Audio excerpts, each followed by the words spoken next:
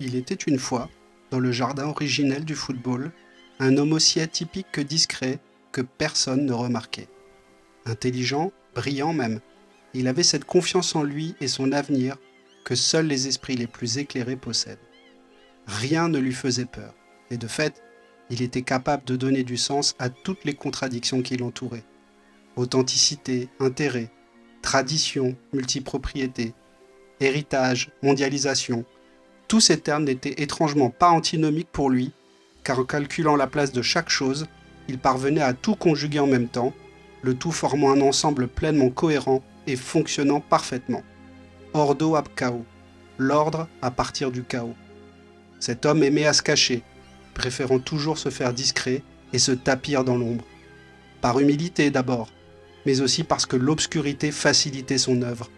Une ombre que son génie a malgré lui fini de transpercer de toutes parts, après 20 ans à couvert, le révélant tant et si bien qu'on ne voit désormais plus que lui. Voici l'histoire de Tony Bloom, président et propriétaire du Brighton & Hove Albion Football Club, devenu grâce à lui le club le mieux géré au monde. Anthony Grant Bloom est né à Brighton même en 1970. Son grand-père paternel Harry y avait trouvé refuge en quittant Londres au sortir de la Seconde Guerre mondiale. À la fin des 70s, ce dernier devient vice-président du club, rejoint une dizaine d'années plus tard par l'un de ses fils, Ray. Le destin des Bloom et du club sont donc liés depuis plus d'un demi-siècle. Tony a donc grandi en allant supporter son club de cœur au Goldstone Ground, le plus souvent accompagné de son grand-père, avec qui il passe alors tout son temps, et qui lui transmet à la fois son amour de la course hippique, mais aussi des casinos. Dès l'âge de 9 ans, Tony dilapide tout son argent de poche aux machines à sous des bornes d'arcade de West Street et se fait fabriquer des faux papiers à 15 ans pour placer ses premiers paris sportifs, une tradition anglaise qui requiert néanmoins la majorité. Mais Tony n'est pas un mauvais garçon ni un cancre. Ses professeurs se souviennent de lui comme d'un bon élève, présentant d'excellentes aptitudes en mathématiques. Rationnel et méthodique, mais aimant tout autant l'adrénaline des probabilités qu'il dompte aisément, l'adulte Bloom va tout faire pour marier sa passion du football et des paris grâce à son esprit arithmétique. Orchestrer les chiffres, manœuvrer les probabilités, voilà ce qui va algorithmer sa vie et créer la légende d'un homme qui refuse farouchement le coup près de la fatalité. Sûr de ses calculs malgré son inexpérience au poste, lorsqu'il rachète son club de toujours en 2009, il énonce des ambitions que tous ne vont pas partager. Certains s'amusent alors d'entendre le nouveau boss parler de Première Ligue, alors que le club végète en 3e division et joue dans un stade de fortune. Ceux-là quitteront le club manu militari, car si Bloom se montre d'une loyauté sans faille envers ceux qui le suivent, il exige la même confiance en retour. Il faut rappeler que Bloom arrive à un moment charnière de l'histoire du club, alors dépossédé de son stade après 95 ans d'histoire commune, car l'ancienne direction voulait se servir de sa vente à des promoteurs immobiliers pour éponger les dettes accumulées jusqu'alors. Mais Dick Knight, un fan de longue date, ne compte pas se laisser faire et réussit à fédérer tous les supporters autour de lui pour faire fuir ses dirigeants irresponsables et finit par reprendre les rênes de 1997 à 1999. L'urgence est de trouver où jouer le week-end. Il commence alors par négocier la location du stade de Gillingham à 80 km de Brighton, avant un retour au bercail au Whitden Stadium, un ancien zoo devenu une piste d'athlétisme, entourant un bout de gazon ressemblant vaguement à un terrain de football. L'absence de revenus liés à la billetterie ainsi que la location d'un stade externe continue de plomber les finances du club, et sur les 10 millions de pounds de déficit accumulés en 2004, les actionnaires ne peuvent assumer que 7 millions. Le reste sera financé par une collecte de fonds massive, le Alive and Kicking Appeal, pour laquelle les joueurs acceptent de poser nus pour des cartes de Noël, les fans composent un album de rock et bien d'autres initiatives farfelues encore qui permettent de lever les fonds nécessaires. La ville de Brighton tout entière ne lâche pas et prend cause pour le club, jusqu'à ce que les autorités finissent par répondre aux multiples requêtes des fans et de Dick Knight pour valider enfin la construction d'un nouveau stade en octobre 2005. Elle ne démarrera pas avant la toute fin 2008 pour une livraison faite milieu d'année 2011. Avec un coût estimé à plus de 110 millions d'euros, le stade va marquer la fin de cette période tampon de Knight et de certains actionnaires. Place désormais à Tony Bloom, un entrepreneur local ayant bien réussi dans les affaires, qui rachète 75% des parts pour environ 90 millions d'euros et va financer à lui seul le coût du stade par l'intermédiaire de prêts à taux zéro envers le club. Alors en Ligue 1 depuis 8 ans, Il ne faudra attendre que 2 saisons sous l'ère Bloom pour voir Brighton revenir dans l'antichambre de l'élite anglaise. Et après 6 années à construire pas à pas une équipe capable de déjouer les pièges de la seconde division la plus compétitive au monde, les Seagulls sont enfin promus en Premier League en 2017 et une partie de la prophétie de Bloom se réalise. 2 montées, un stade de 110 millions d'euros, un centre d'entraînement ultra moderne de 35 millions d'euros et une académie ressuscitée en 8 ans, c'est plutôt pas mal pour une première expérience en tant que président d'un club sans abri qui croulait sous les dettes, non ? Tu parles que c'est pas mal, c'est même brillant, mais peu étonnant quand on connaît le personnage. Brillant joueur de poker et parieur invétéré, 2 activités qu'il exerce à un niveau professionnel, Bloom a le goût du risque mesuré et de l'ambition sous-pesée. Âgé aujourd'hui de 54 ans, à la tête d'une fortune personnelle estimée autour du 1,5 milliard, il est le big boss de Starlizard, une compagnie qui fournit des prédictions aux parieurs sportifs fortunés à travers le monde. Basée dans le quartier de Camden à Londres, cette société compile une quantité astronomique de data très diverses pour en extraire des algorithmes ultra fiables. Tellement fiables que Starlizard émet chaque semestre à l'intention des autorités et de tout à chacun un rapport sur des rencontres que l'algorithme détecte comme suspectes. Par exemple, sur le premier semestre 2024, on apprend que 79 matchs de football sont probablement truqués, dont 21% dans un même et unique pays. Starlizard est très implanté en Asie, une région que Bloom connaît particulièrement bien, puisqu'il a été l'un des pionniers du Asian Handicap Betting, avec PremierBet, sa première société. Le handicap asiatique est une variante du pari sportif classique qui permet de maximiser les gains sur d'habituelles faibles cotes. En agrégeant de la data incluant l'état du terrain, le nombre de supporters présents au stade, l'humeur de chaque joueur ou encore la complexité logistique du déplacement de l'équipe visiteuse, entre autres, Starlizard prédit l'avenir avec un taux d'échec suffisamment bas pour faire de son algorithme l'un des meilleurs au monde dans ce secteur. Mais ce qui fait battre le cœur de Bloom plus que Starlizard ou que le poker, c'est son club chéri. Décrit comme très calme et rationnel, il ne devient dépendant de ses émotions que lorsque Brighton et Hove Albion disputent un match. Ce sang-froid à quasi toute épreuve lui a d'ailleurs valu le surnom de Lizard au poker, qui s'est amusé à reprendre pour ses affaires. Mais du lézard, il n'a pas pris que le flegme, il en a aussi la discrétion. Il est d'ailleurs si effacé qu'au début de son règne, les supporters ne le connaissant pas spécialement, pensaient que le mécène derrière l'apurement des dettes était un autre membre du board, un certain Norman Cook, alias Fatboy Slim. Le célèbre DJ londonien, mais éminent résident de Brighton, sponsorisait déjà le maillot avec son label Skint, et tout portait à croire qu'il était le seul à pouvoir mettre tout cet argent sur la table. Sauf que, pas du tout. Toujours est-il que Norman Cook est un fan de toujours, et qu'il participe de temps en temps à développer l'image du club, comme par exemple lors d'une présentation de nouveaux maillots en pré-saison. Non, le seul bienfaiteur au royaume des mouettes n'est autre que Tony Bloom. Sauf que ce qui le différencie ostensiblement de l'écrasante majorité de ses confrères, et qui lui confère de facto le succès qu'il connaît, c'est sa capacité à s'entourer de gens plus compétents que lui dans des domaines ciblés.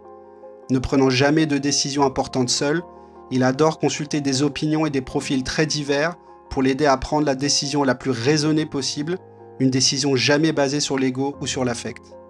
Sauf que, rappelez-vous, le seul élément perturbateur de son calme, c'est son club. De plus, c'est un homme très occupé entre Starlizard, son fonds de charité, sa passion pour les courses hippiques et sa famille. Bloom a donc rapidement senti qu'il aurait besoin d'un homme de confiance pour le seconder au club et surtout lui servir de garde-fou. Cet homme, c'est Paul Barber, sans doute la meilleure recrue de toute l'histoire du club. Par son expérience, sa connaissance de tous les rouages du milieu et son réseau, il forme avec Bloom le meilleur tandem de dirigeants du pays depuis 2012. Originaire de Londres et diplômé dans le marketing, il fait ses débuts dans le milieu du sport dans rien moins que la plus importante institution du ballon rond, la Fédération anglaise, où il est nommé directeur commercial et marketing. Quelques années plus tard, il rejoint son club de cœur, Tottenham, pour en devenir directeur exécutif, un poste similaire à celui qu'il occupe aujourd'hui à Brighton. Il poursuivra par une petite escale d'1 an aux Vancouver Whitecaps, qui lui permet de découvrir le marketing à la sauce américaine, une expérience qui s'ajoute à un CV déjà bien chargé et en fait un profil très recherché. Grâce à ses expériences au plus haut niveau, Barber s'est perfectionné notamment sur la négociation avec différents types de partenaires commerciaux, comme les sponsors ou les équipementiers, ainsi qu'à la communication et au marketing à l'échelle mondiale. Et puis, quand on travaille avec Daniel Levy, on apprend aussi 2-3 trucs sur la façon de vendre un joueur au prix fort. Fin 2012, Barber souhaite revenir au pays. Les courtisans ne manquent pas en première ligue et il a quasiment fait son choix jusqu'à ce qu'un ami lui conseille, avant de s'engager ailleurs, d'avoir ne serait-ce qu'un échange téléphonique avec un club de championship dont le président semble vraiment différent. Par respect pour son ami, Barber s'exécute. L'homme à l'autre bout du fil, vous l'avez compris, c'est Tony Bloom. L'échange est intense et la connexion quasi immédiate, tant et si bien que Barber va changer d'avis au dernier moment et accepter de rejoindre le Lézard sur la côte sud, troquant un retour en Première Ligue pour un défi excitant en Championship. The rest is history.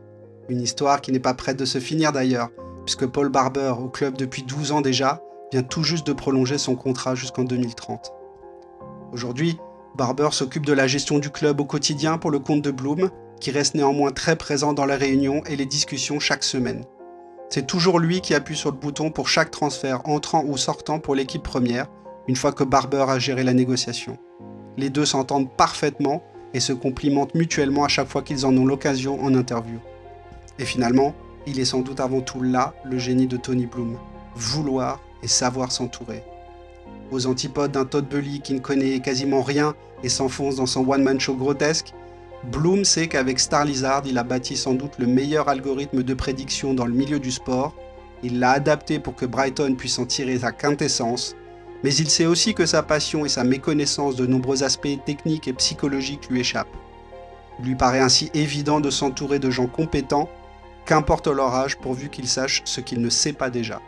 Cette volonté forte s'observe pour de nombreux postes au sein de l'organigramme, mais elle est particulièrement manifeste lorsque l'on observe le poste de directeur de recrutement, car celui-ci symbolise entièrement la philosophie de Brighton en ce qui concerne les joueurs comme le staff. Confiance aux jeunes, maturation en douceur, exposition et prise de responsabilité, et enfin liberté de partir sur demande. Commençons par Paul Winstanley, qui est arrivé de Derby County en 2014, d'abord comme recruteur pour les équipes de jeunes, puis de 2015 à 2022 comme responsable du recrutement.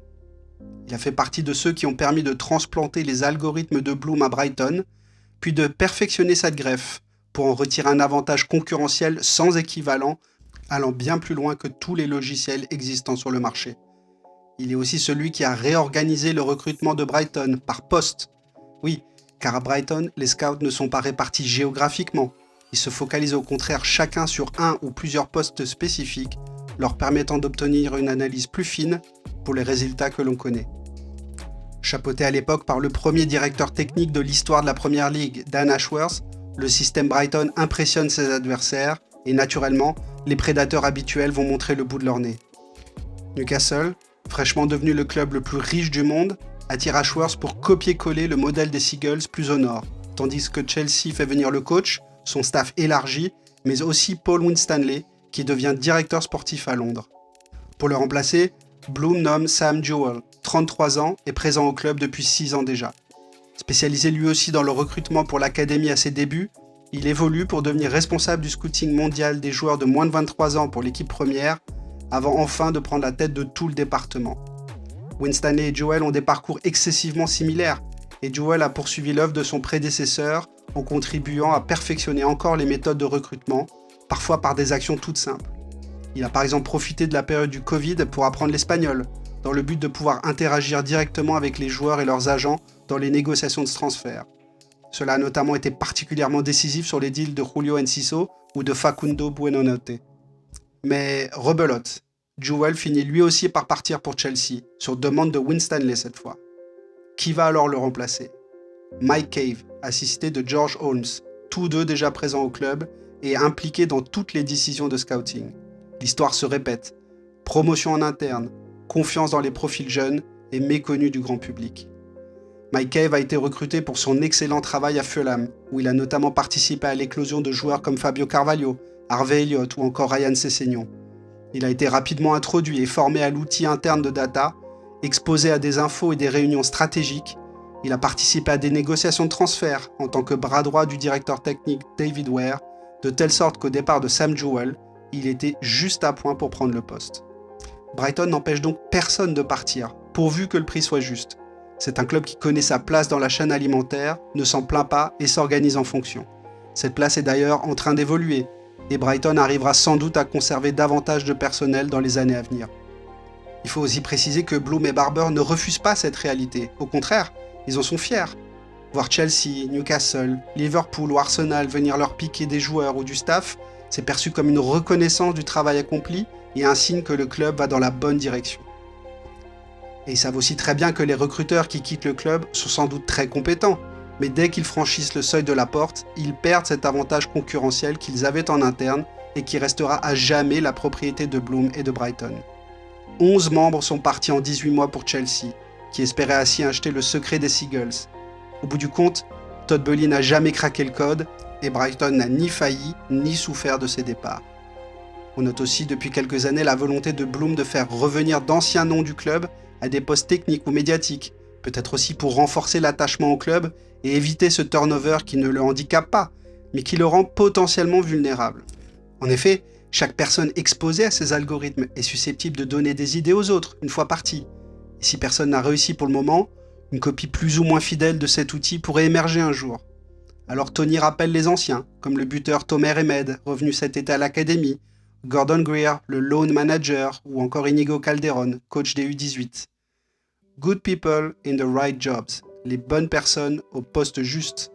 Long-term planning, planification à long terme. Right players, right characters, right manager. Les joueurs adéquats, les bons caractères, le bon coach. Ces 3 éléments sont le mantra de Tony Bloom, tel qu'il l'a récemment révélé dans le podcast du club. Ça a l'air bête et facile dit comme ça, pourtant c'est loin d'être la norme partout dans le monde. Or, c'est bien comme ça qu'il a fait d'une coquille quasi vide une référence mondiale en matière de gestion et de planification sportive. Tony Bloom est aussi en train de prouver qu'il n'y a pas de plafond de verre si on agit avec préparation et patience. La place de chacun dans la chaîne alimentaire n'est pas définitive. Alors oui, on pourrait considérer que cela peut paraître plus simple en Angleterre, où les moyens des clubs professionnels sont souvent supérieurs à tous les autres. Mais combien de clubs a-t-on vu plonger malgré ces droits TV colossaux et autres parachutes dorés en cas de descente? Dans la réalité, un grand budget ne garantit pas souvent de grandes réussites, bien au contraire. La tentation de vouloir aller trop vite, trop haut est bien plus grande. Mais quand on joue aussi bien au poker que le lézard, on garde son sang-froid pour attaquer dans les bons moments. Et on apprend aussi à jouer avec les cartes qu'on reçoit. Là aussi, le club sait faire. Peu de villes offrent un cadre aussi sympathique que celui de Brighton en Grande-Bretagne, et le club use de cet avantage pour convaincre de potentiels recrues. La mer, une ambiance plutôt agréable et dynamique, la proximité avec Londres et le continent, un club sans grande pression des fans ou des médias, une direction stable et structurée, et enfin des infrastructures de très haut niveau. En première ligue, ils sont en réalité peu nombreux à pouvoir rivaliser. À une autre échelle, même des clubs comme Liverpool ont parfois du mal à attirer des joueurs d'un certain calibre, parce que la ville rebute, notamment les compagnes des joueurs, comme le révélait récemment Rafael Benitez. À Brighton, ça n'est pas le cas du tout, et on a même vu peut-être pour la première fois cet été des joueurs demander publiquement à leur club d'accepter l'offre de Brighton, comme avec Ferdi Kadioglu ou Olivier Boscagli, que le PSV n'a finalement pas laissé filer. Pourtant, certaines mauvaises langues continuent de comparer Brighton à Southampton ou à Leicester pour leur recrutement très jeune et très risqué, et prédisent même une relégation cette saison pour les Seagulls. Sauf que les profils recherchés n'ont absolument rien à voir. Southampton a dépensé des dizaines de millions pour recruter quelques pensionnaires de l'académie de Manchester City, avec des fortunes bien diverses. Sauf qu'il s'agissait pour eux, comme pour d'autres recrues, de joueurs avec très peu d'expérience et un niveau bien plus faible. Pour Leicester, la planification sportive a été un temps excellente lorsqu'il a fallu remplacer N'Golo Kanté et Riyad Mahrez, mais complètement ratée ensuite, faisant du club une comète de passage et non un candidat sérieux à l'Europe. Dans les deux cas, rien de comparable à Brighton. C'est même plutôt l'inverse, tant la planification est le mot-clé dans le Sussex. Le club travaille 365 jours par an à établir des listes de remplaçants pour chaque joueur de l'équipe, pour chaque membre du staff, dont l'entraîneur, et même pour la plupart des membres importants de l'organigramme.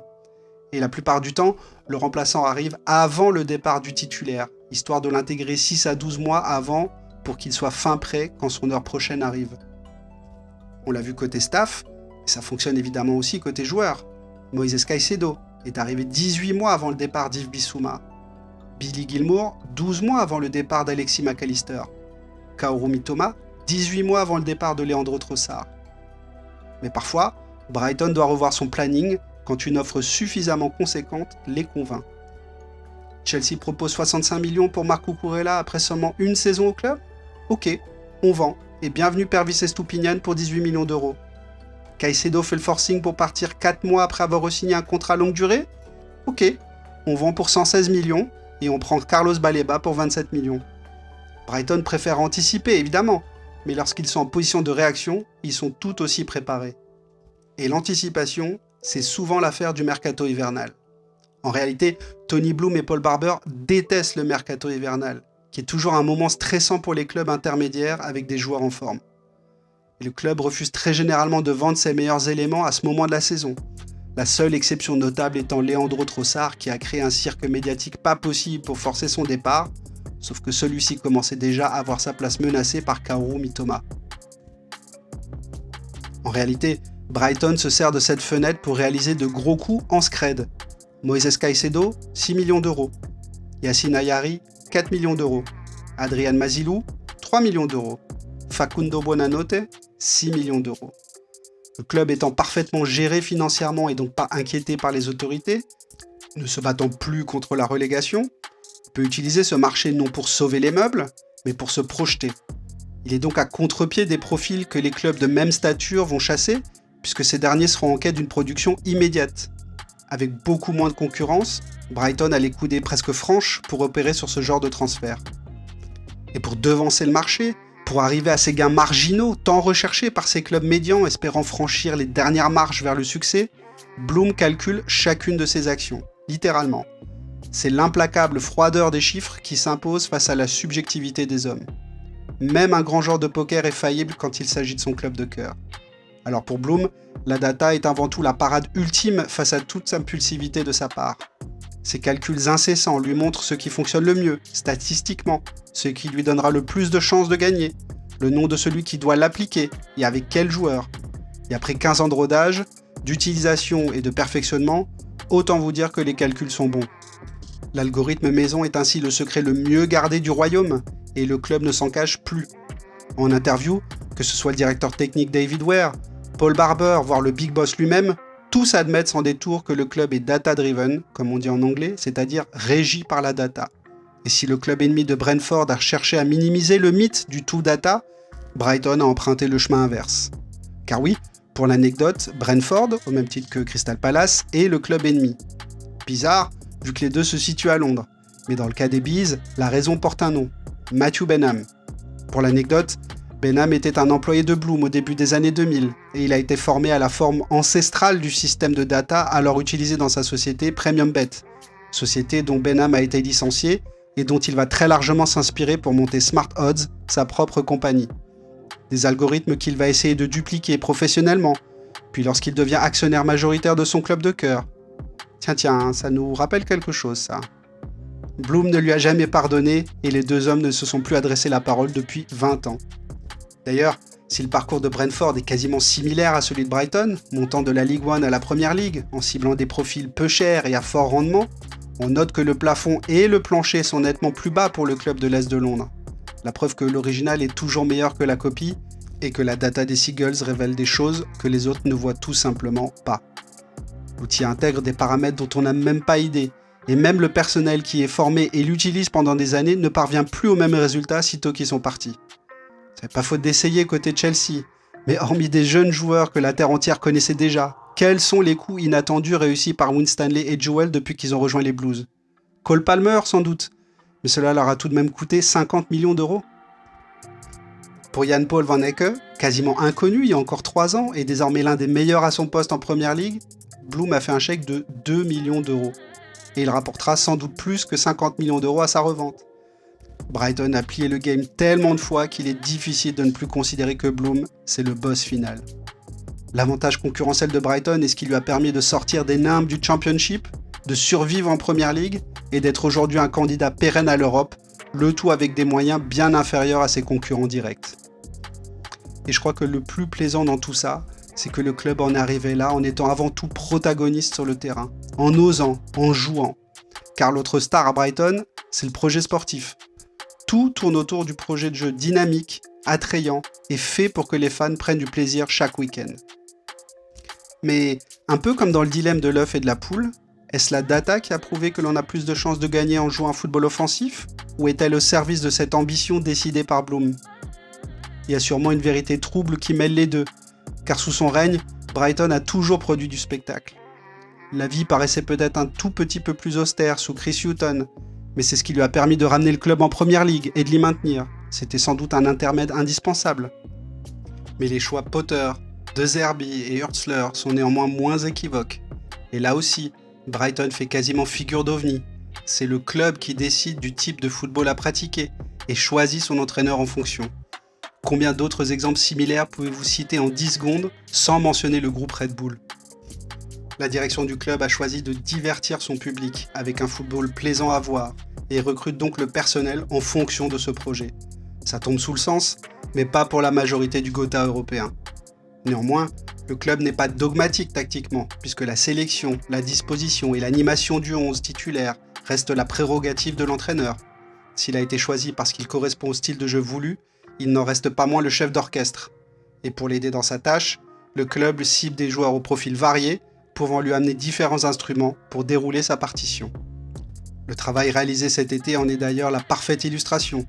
La saison 2023-2024 avait montré que Brighton se situait dans le 90e percentile pour la possession de balle, ce qui est particulièrement élevé et le reflet du style de jeu prôné par De Zerbi, mais seulement dans le 4e percentile en termes de contre-attaque. Dans une ligue où le rythme de jeu est globalement très élevé, cela a montré plusieurs limites que le club a voulu effacer. Mettre fin au dogmatisme tactique du tacticien italien, qui n'avait pas de plan B, contrairement à Potter qui avait plusieurs plans Z, et apporter à son successeur des profils pouvant répondre à ce besoin. Cela explique notamment le recrutement de Yankuba Minteh, dont le portrait statistique doit mathématiquement combler ce manque. La saison passée en Eredivisie, il était premier en course progressive, second en dribble et second en accélération. On peut faire un constat similaire concernant l'arrivée de Brian Gruda, qui était l'an dernier premier en dribble, second en expected assists, troisième en course progressive et quatrième en passe clé. D'ailleurs, si l'on observe de plus près les clubs dominants de Première Ligue, eux aussi font la part belle à ces ailiers de percussion rapides et dribbleurs. Jérémy Doku et Savinho à City, Luis Diaz et Mo Salah à Liverpool, Cole Palmer et Noni Madueke à Chelsea, ou encore Bukayo Saka et Gabriel Martinelli à Arsenal.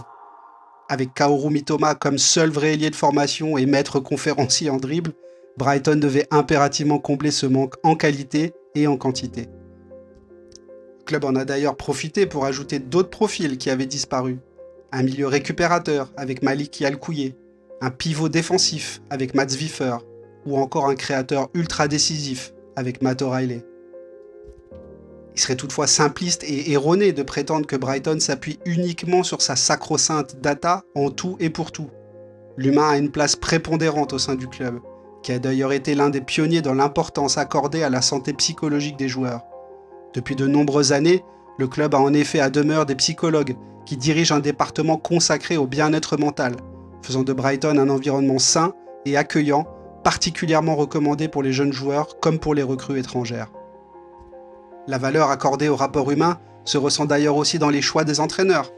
Malgré des approches différentes, Graham Potter, Roberto De Zerbi et Fabian Hurtzler sont réputés pour être très proches de leur groupe.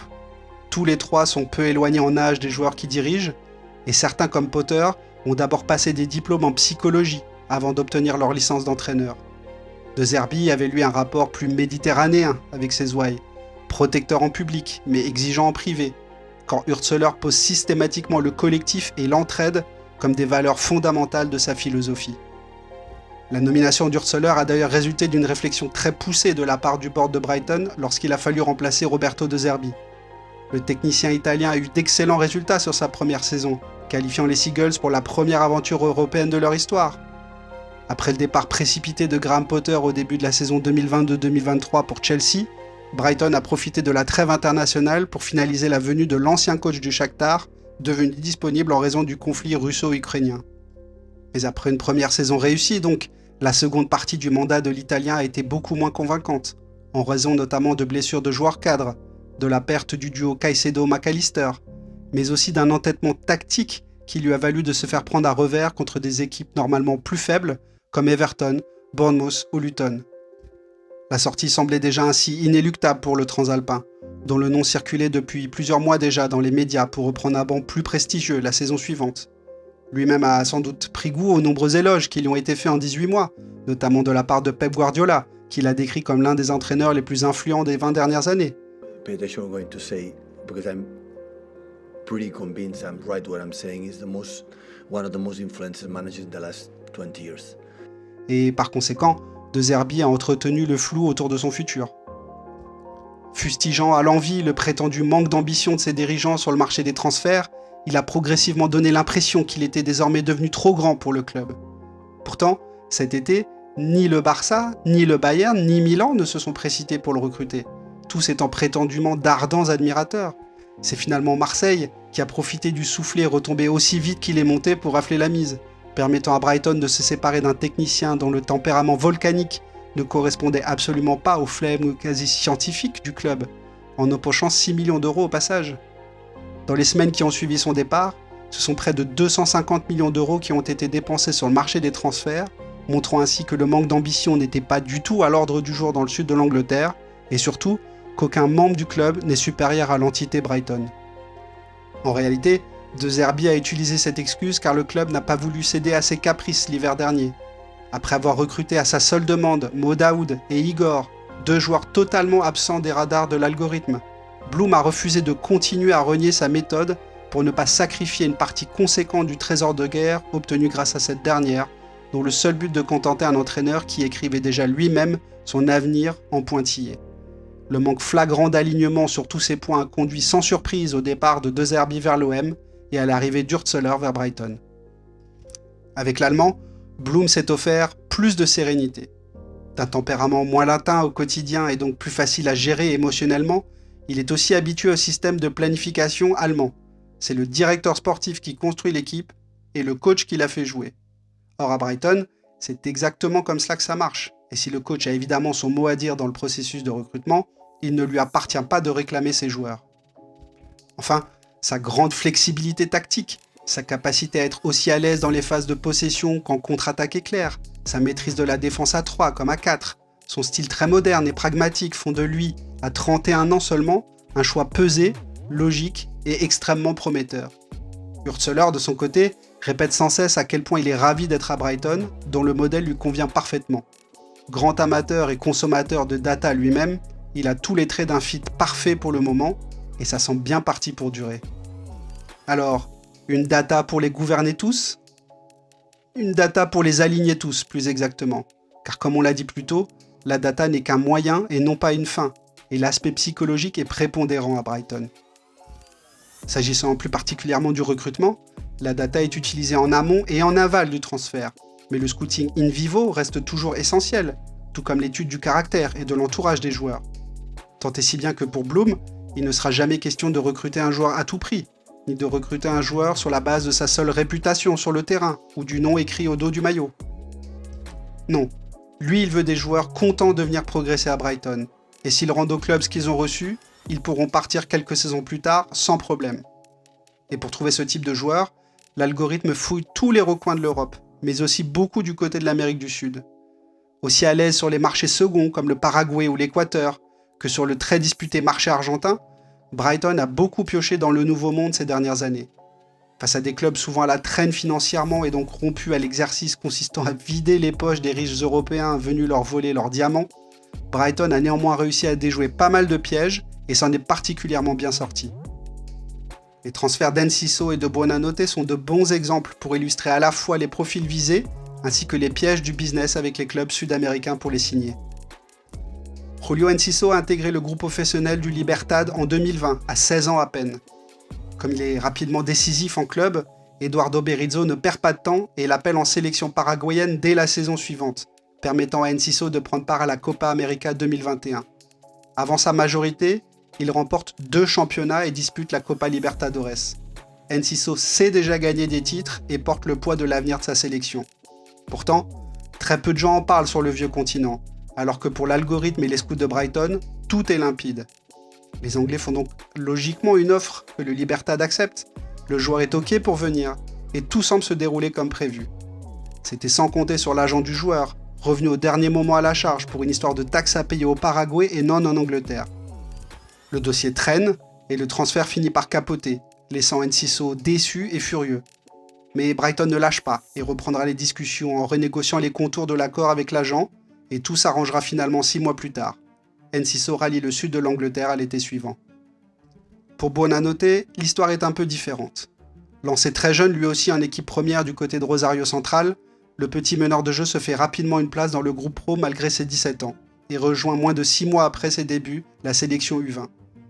Une poignée de matchs auront suffi pour que toute l'Argentine adoube celui que son entraîneur, un certain Carlos Tevez, compare déjà à Lionel Messi, tandis que la presse évoque des ressemblances troublantes avec Pablo Aimar. La hype est complètement folle pour un joueur qui n'a que quelques minutes en pro dans les jambes, tant et si bien que Buonanotte est déjà connu de tous les scouts européens 2 mois à peine après ses débuts. Napoli se voit déjà accueillir le prodige, le prêter à Mantova une saison et le placer au cœur de son attaque l'année suivante. Toutefois, c'est Brighton qui dégaine plus vite que tout le monde, encore une fois. Problème, le club argentin et son président Rodolfo Di Polina craignent de décevoir les aficionados en cédant leurs joyaux aussi rapidement, qu'importe la situation économique préoccupante du club. Di Polina en fait une affaire de principe, refuse d'écouter toute offre arrivant sur son bureau, maintient que Buonanotte restera à Central quelques années encore et lui offre un nouveau contrat. En joueur de poker avisé qu'il est, Bloom comprend qu'en laissant les esprits se calmer un peu et en revenant et en augmentant son offre, il finira par obtenir ce qu'il souhaite. Bingo! 3 mois plus tard, Brighton annonce avoir trouvé un accord avec Rosario Central et Buonanotte, qui signent au mercato hivernal suivant contre 6 millions d'euros et 20% à la revente. Brighton s'est donc rapidement repéré et mettre la main sur des joueurs autrefois promis à de plus grands clubs, ayant désormais soit une longueur d'avance, soit la capacité de rajouter quelques millions pour arriver à leur fin. Une réussite dans l'identification de joueurs d'autant plus surprenante que Brighton n'a aucun scout permanent sur le terrain. Vous avez bien entendu, Brighton n'a aucun scout qui arpente les terrains à l'année. La fin d'un mythe auquel j'ai longtemps cru moi-même, mais démenti récemment par Paul Barber. La raison est simple, la data dit où regarder, les scouts se rendent alors sur place pour compléter ce que les chiffres ne peuvent pas quantifier, puis celle-ci aide à nouveau à la prise de décision finale. Alors, quand certains dépeignent un club tremplin, n'ayant pas d'histoire et donc pas de légitimité en première ligue, tristement dirigé par de froides formules mathématiques et dont le seul objectif est de faire des bénéfices, et ceux-là se font de plus en plus nombreux, moi je vois un réel projet sportif qui commande à tous les niveaux. Une ambition reine autour de laquelle les chiffres dansent sans cesse dans l'espoir de rendre les supporters plus heureux chaque saison.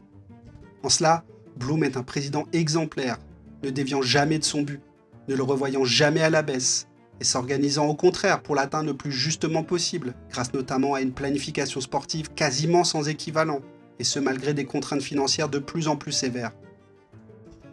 Car outre le fair play financier européen, la Première Ligue répond depuis 2013 à la PSR, la Profit and Sustainability Rule, votée alors par les présidents de clubs. Cette règle stipule que les clubs sont autorisés à perdre un peu plus de 40 millions d'euros maximum par an sur une période de 3 ans, soit 125 millions d'euros au total, en excluant les investissements infrastructurels et d'autres charges classiques. En gros, le but est d'éviter que les clubs ne se ruinent via des politiques de transferts insensées. La saison passée, les autorités ont été d'une intransigeance redoutable, avec des déductions de points pour Everton et Nottingham Forest notamment. Désormais, le message est passé, et tout le monde semble plus attentif et discipliné. Sauf que le mal était fait pour la plupart, et qu'une cure d'austérité s'imposait plus ou moins cet été pour équilibrer les comptes. La plupart des pensionnaires d'élite ont dépensé sans compter lors des 2 derniers mercato estivaux, alors il était désormais question de vendre et d'acheter plus malin. Même Newcastle, malgré ses moyens illimités, a dû revoir sa copie en abandonnant quelques pistes et en se délestant d'espoir comme Elliot Anderson et Yankuba Minte. Les 2 jeunes joueurs sont partis au 30 juin, juste à temps pour faire rentrer un peu plus de 75 millions d'euros dans les caisses et qui ont pu être pris en compte dans le calcul du PSR. Minte qui joue aujourd'hui à Brighton, et ça n'est pas le fruit du hasard. Après son éclosion à l'OB au Danemark, Minte avait l'été dernier favorisé l'offre des Magpies pour poursuivre sa carrière. Il est prêté dans un premier temps à Feyenoord pour obtenir le temps de jeu indispensable à sa progression, et le résultat est plus que concluant puisqu'il a cartonné aux Pays-Bas, et son retour était très attendu par Eddie Howe. Et si Newcastle n'avait pas eu besoin de rentrer des liquidités, Minte jouerait à St James Park tous les week-ends. Sauf que Tony Bloom a fait ses calculs, savait de combien Newcastle avait besoin, et il a attendu le dernier moment, le dernier jour, pour soumettre une offre que les Magpies n'avaient aucunement les moyens de refuser pour un joueur pas encore titulaire. Résultat, le Gambien enflammera un autre stade le samedi après-midi. Loin d'avoir été inactif lors des 2 derniers étés, Bloom n'a pas non plus renforcé l'équipe autant qu'elle en avait besoin. C'est aussi pour cela que les comparaisons avec Southampton ont fleuri. Brighton serait condamné à perdre ses meilleurs joueurs et sa chance sur le marché des transferts ne pourrait durer éternellement. Sauf que non, pas du tout. Bloom a misé sur le fait que tout le monde allait brûler le budget sur les 2 premières années du cycle de 3 ans, et s'était préparé à être beaucoup plus actif lors de la 3e année. L'avantage, il ferait un all-in quand les autres ne pourront pas bouger le petit doigt, étant plus seul sur des dossiers d'ordinaire plus disputés et pouvant même piquer quelques atouts dans la manche de ses adversaires. Et c'est exactement ça qui s'est produit. Brighton s'est d'abord attelé pendant 2 saisons à amasser plus de 400 millions d'euros de vente de joueurs, auxquels on rajoute les 30 millions d'euros pour la cession de Graham Potter, son staff, Paul Winstanley et Sam Jewell. Sans Chelsea et les 267 millions d'euros de chèques signés par Todd Boehly, Bloom aurait sans doute eu un peu plus de mal, mais les grands joueurs de poker finissent toujours par attirer les bonnes cartes de toute façon. Cet été, Brighton a pu très facilement réinvestir 250 millions d'euros sans craindre quoi que ce soit de la part des autorités, le tout en piquant un joueur très prometteur à un concurrent et en étant seul sur des dossiers qui, avec la concurrence habituelle, auraient fait grimper les prix et tourner les têtes. Prenons l'exemple de Brian Gruda. Révélation de la saison passée à Mainz, le Bayern semblait très intéressé avant finalement de prioriser le dossier Michael Olise. C'est ensuite Liverpool qui, paraît-il, tenait la corde. Sauf que Liverpool n'a pas les moyens de faire le deal, et donc Brighton se retrouve quasiment seul sur le dossier. 31 millions d'euros, pas de problème. Deuxième exemple, peut-être encore plus parlant.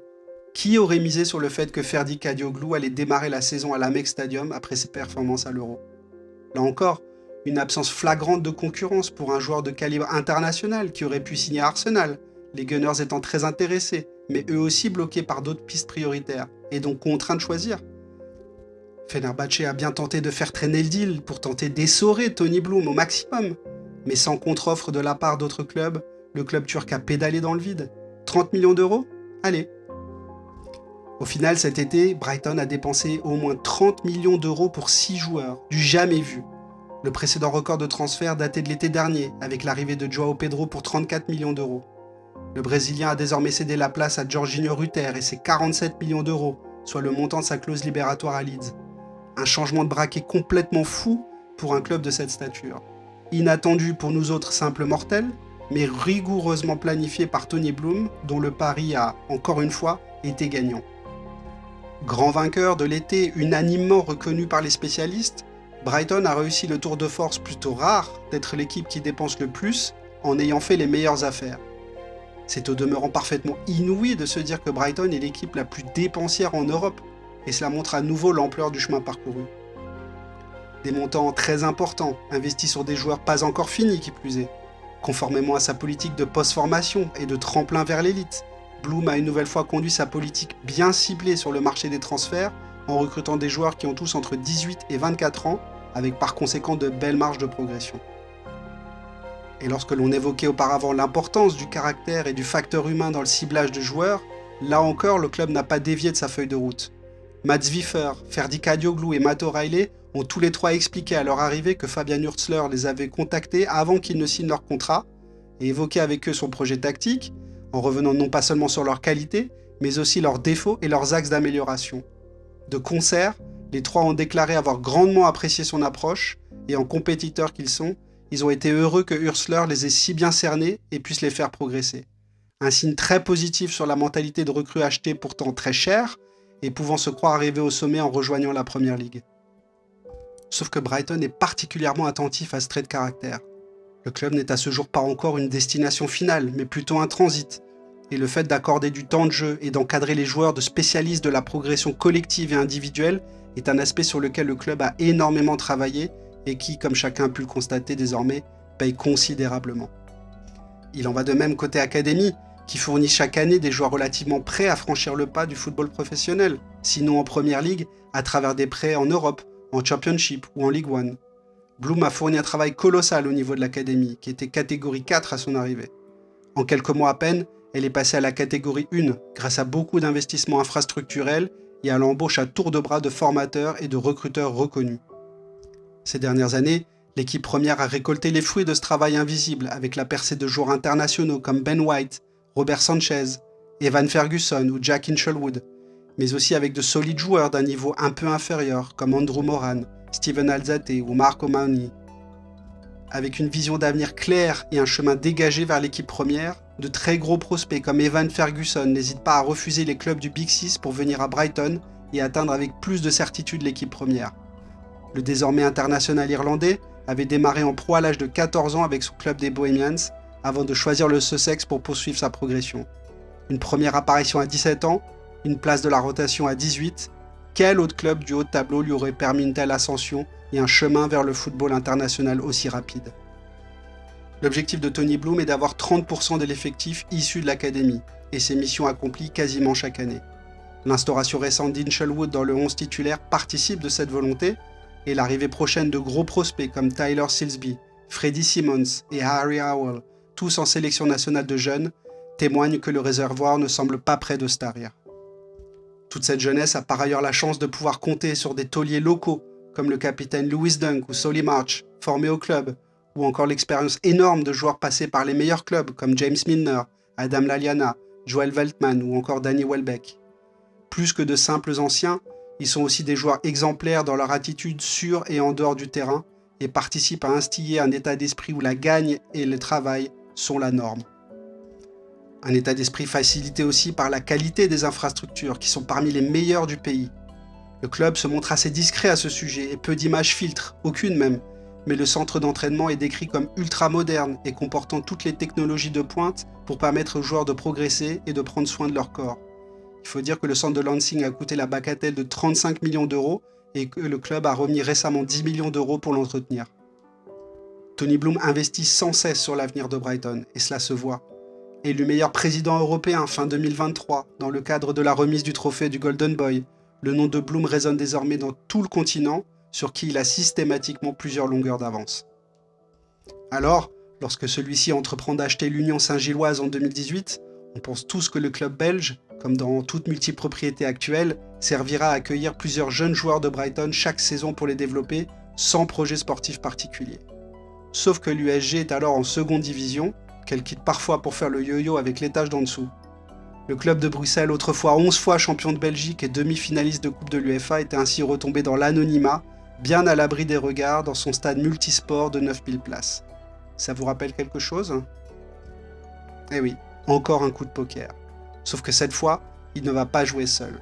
D'abord parce que c'est un homme occupé, mais aussi parce qu'il voit grand pour l'Union, et que se posera potentiellement à un moment donné la problématique de posséder deux clubs engagés dans la même compétition européenne.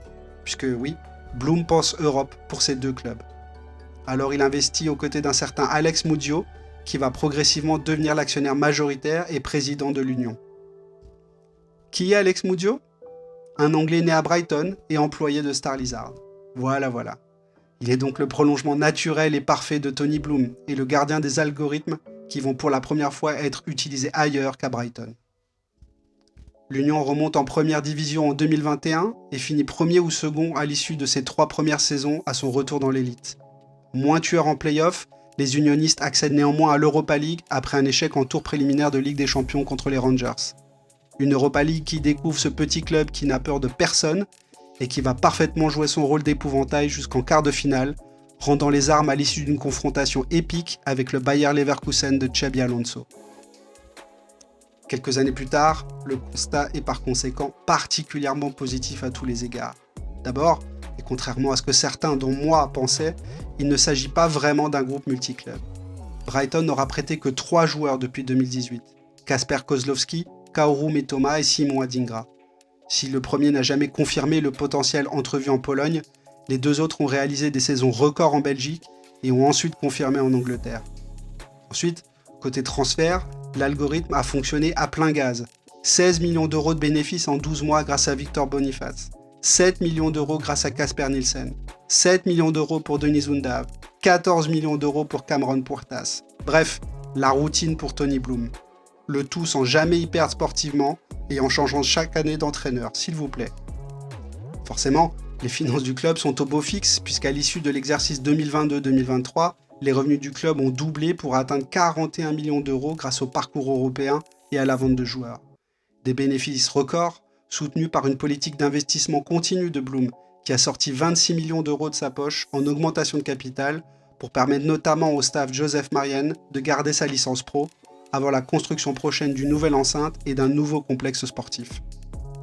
Ce club historique se réjouit aujourd'hui de renouer avec son glorieux passé, et Tony Bloom a prouvé que sa stratégie d'expansion via le choix d'un club basé à Bruxelles était mûrement réfléchie. Proximité relative avec Londres, et surtout possibilité d'évoluer dans un championnat ouvert qui laisserait à l'Union la possibilité de gagner des titres et de se qualifier régulièrement pour l'Europe. Avec la possibilité de prêter de temps à autre un joueur de Brighton lorsque le raisonnement sportif l'autorise. Aux antipodes de groupes comme le City Football Group ou Blueco, le partenariat de Brighton et de l'Union Saint-Gilloise, qui n'en est qu'à ses débuts, fait déjà pourtant figure de modèle. Un modèle dont l'été 2024 a été une forme d'aboutissement en somme. Le passage de Brighton dans une nouvelle galaxie semble se confirmer, et la progression depuis le rachat du club en 2009 frappe par sa simplicité, sa cohérence et sa justesse. Tony Bloom vise désormais publiquement l'Europe, puisqu'avec 7 clubs anglais engagés dans des compétitions désormais plus longues et consommatrices en énergie, il espère profiter de l'usure de certains pour grappiller des points précieux dans les moments clés. Ceci explique aussi l'armement massif de cet été, avec un minima un doublement de chaque poste en qualité. Pourtant, comme le dit l'adage, lorsque le sage montre la lune, l'idiot regarde le doigt. Le doigt ici, c'est l'âge de Fabian Hürzeler. Le technicien allemand n'a que 31 ans, et les médias, comme les anciens joueurs devenus pseudo-experts, n'ont que cela à la bouche depuis sa signature. Le doigt, c'est aussi ce budget de 250 millions d'euros dépensé cet été, et ces sempiternelles questions. Mais comment est-ce possible? Ça peut pas être légal. Brighton triche. Quand c'est un autre club, on les explique que le fair play financier ou le PSR va sanctionner. Il suffisait de regarder la Lune, les amis. La Lune, c'est ce prodige allemand qui entraîne depuis 10 ans et qui a statistiquement été le meilleur entraîneur de son pays la saison passée. La Lune, c'est ce travail préparatoire opéré méthodiquement par un surdoué des mathématiques à qui une simple soustraction ne risque pas d'échapper. Si les questions entourant la gestion de Brighton vous semblent idiotes, n'en doutez pas, c'est qu'elles le sont. Sincèrement, comment douter d'un homme qui a réussi à remplacer ce sympathique Dale Stevens par Alexis McAllister, champion du monde avec l'Argentine? Qui a transformé un stade communal en une enceinte où résonne régulièrement l'hymne de l'Europa League et les cris de rage des fans de Manchester United? Qui a fait d'un gamin inconnu venu d'Équateur le plus gros transfert de la Première Ligue pour un joueur non britannique en le vendant aussi cher que Declan Rice? Qui a réussi à qualifier un quartier endormi de Bruxelles en quart de finale de Coupe d'Europe avec des joueurs débusqués on ne sait où? Soyons sérieux un instant. Ce qu'a fait Tony Bloom mérite d'être reconnu, étudié et, espérons-le pour notre sport, normalisé.